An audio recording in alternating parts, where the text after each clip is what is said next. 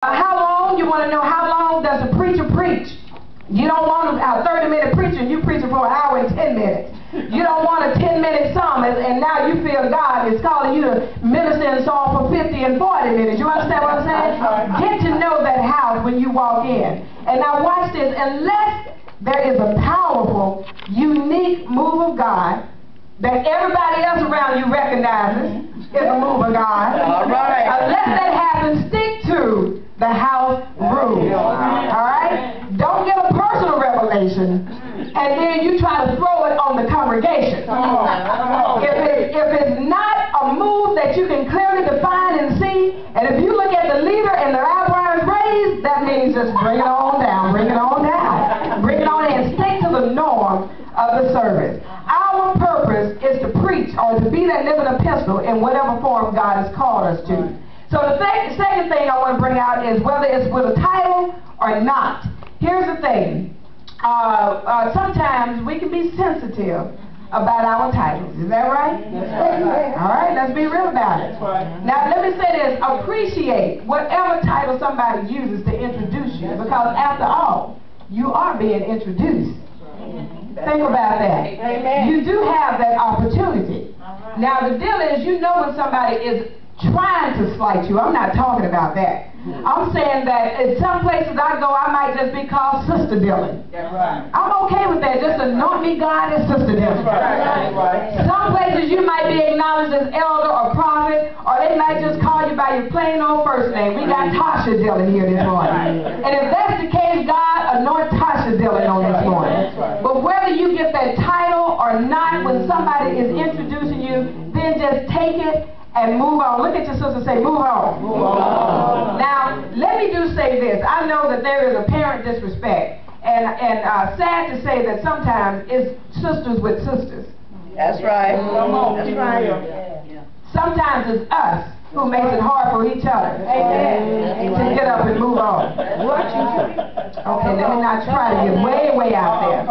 But I see the culture of the church, and I understand it. And let me tell you, I know some great men of God. I'm not a man basher in the least bit. But what I do understand is that we as women, we've been raised in churches where primarily the men were the leaders. And we learn to respect that.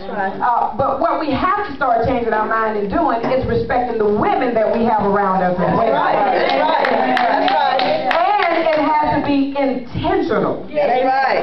Oh my gosh, I can't tell you how that frustrates me to see somebody get up and they acknowledge the 3 men preachers right there. And you got the 2 women preachers over there and you don't say anything to them. All right. And Pastor Wilson, no, they can come to my house. That first time you come to my house and I'm not Pastor Dillon, or you can't acknowledge me in that house, that's your last time in my house. All right.